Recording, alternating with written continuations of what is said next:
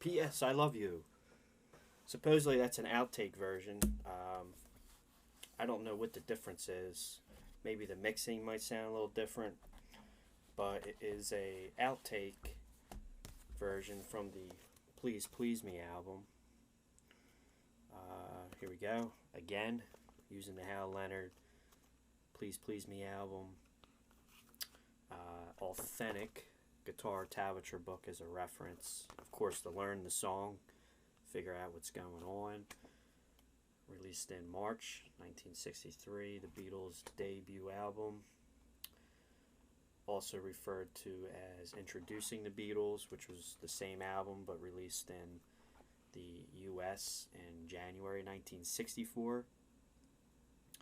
And also on the early Beatles album, released in, I believe, March 65 in the US. And I've showed that mini vinyl that I have of the early Beatles in other videos, which is the same as the Please Please Me album, just a different cover, different release. The picture on that one that I'm talking about looks like a photo session from the Beatles For Sale album. So, P.S. I Love You. Read the description for more information about the song and the recording, the gear that the Fab Four was using, and the gear that I'm using. Here it is, P.S. I Love You. Very easy, fun song to play. Definitely a favorite Beatles album. Again, using my early 60s Gibson Epiphone Les Paul Custom reissue, of course. I wish I had the original first run. Notice it says Les Paul and not SG on it. I figured this was an appropriate guitar to use. This is like based off of an early 60s Gibson new Les Paul custom version before they took the name off and just decided to call it SG instead of Les Paul, which stands for solid guitar. So these were big up to a certain extent in the early 60s, and I think by like early 63 or late 63 they took the Les Paul name off and just called it the SG. Again, you can see it, Les Paul. and I was on the neck pickup and the bridge pickup. Middle pickup I had turned off, just the volume knob turned off, and using my Boss BC2 combo drive, which is like a Vox AC30 sounding amp, and Spring Reverb on the Roland Microcube, just to mimic that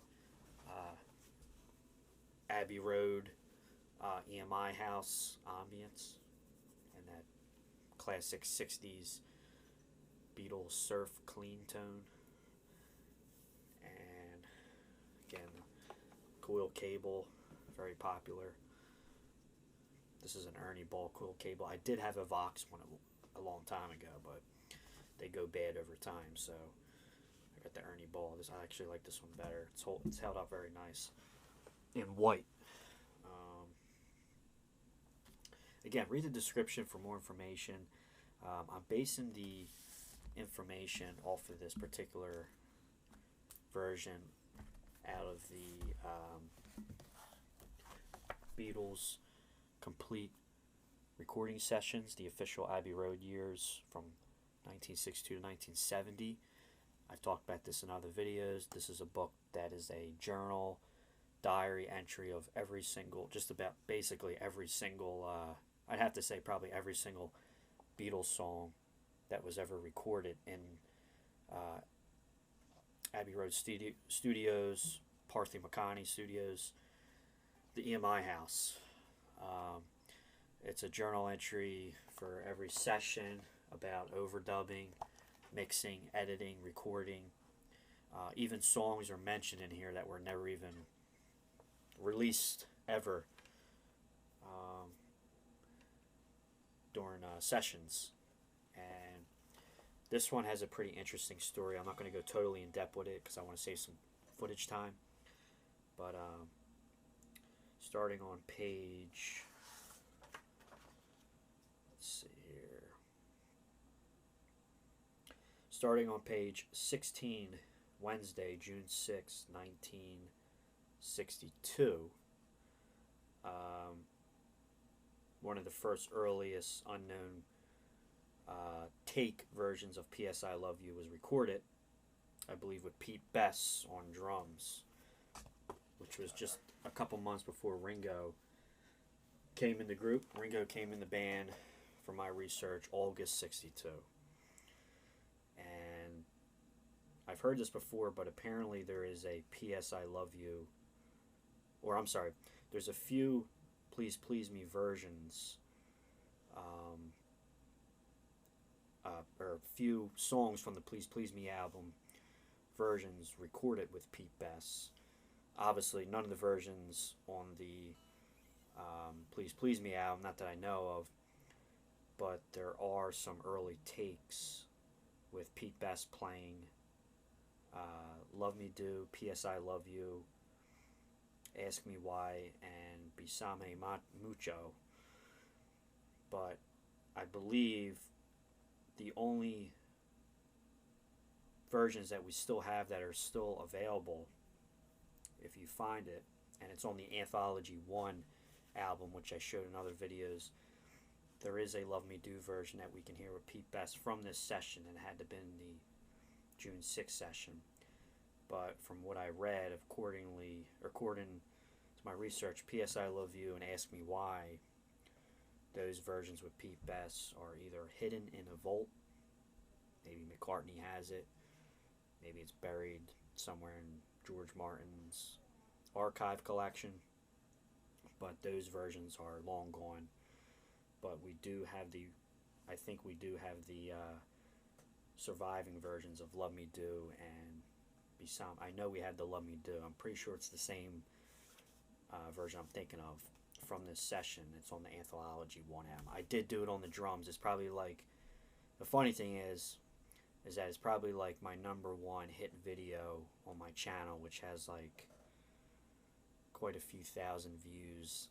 And the funny thing is like people love commenting on that video I did with the Pete Best version of Love Me Do.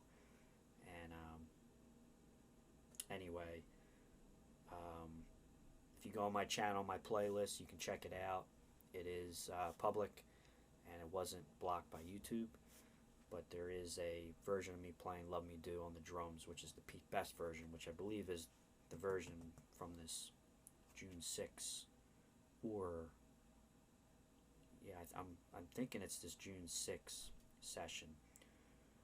But I did play that on the drums. And Besame Mucho, I believe, is also a surviving take that we can hear also.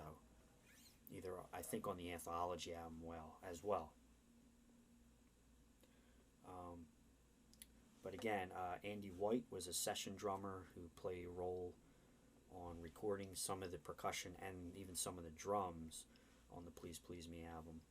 So again, read my information. I go a little more in depth about it, but yeah, so P.S. I Love You, I believe on that version is possibly the conspiracy is Andy White. I'll try to clear it up in my description, but I'm pretty sure it's Andy White doing some drums. I think he's doing like the cross stick.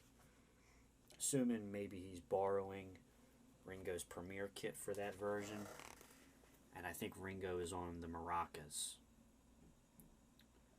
I believe. There's some pictures from the Please Please Me session.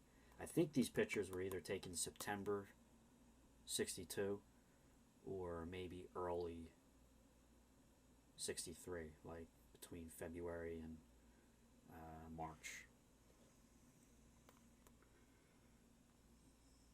There's the Premiere kit Ringo is using that I've talked about. But the version that we hear supposedly was from this on page 20, Tuesday, September 11th, 1962, right after Ringo joined. It says P.S. I Love You takes 1 through 10. It was a remake, so this is not to be confused with the Pete Best version that is not available for us to hear, supposedly. Unless maybe it's somewhere wandering on the internet, but I haven't found it yet. But it goes really into depth about this particular session. Studio 2, 10 a.m. to 1 p.m. And here's some recording session fees and expenses. Looks like bills for the session time. And that is a picture of Andy White. Looks like he's using some kind of Ludwig Black Diamond Pearl kit or something. That is Andy White, who is a session drummer who played a role in the Please Please Me album. So, great book. This is like a private journal to the public. And I got this version from I found this wandering on the internet on Amazon, picked it up. It's the anthology of legendary lost performances, the Beatles' greatest hits 1961-1966, on the air, in the studio, and in concert. It says the anthology, not to be confused with the anthology 1, 2, 3, and the DVD set that we know, and the book. This is something totally different. But if you have the anthology 1, there is a Love Me Do take on there, I believe, with Pete Best on drums, which I did on my channel. I'm positive it's Pete Best. It's a weird drum groove too. Sorry if I'm getting off topic here, but the Love Me Do one is it's got a weird feel to it, and it almost sounds like he made a mistake, Pete Best, in that particular version. There's first it goes into like a shuffle, and then it goes like a straight time, and it was a pretty rough take. But it's a early version of Love Me Do. And there's the back. This is a 8-disc set.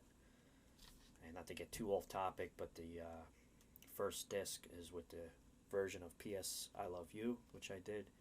And it's the Lost Abbey Road tapes, which is disc 1. These are all rare stuff on here. It's awesome. So I wanted to pick it up. It's not a whole lot to look at inside. It's more reading than pictures. But it is a great disc set.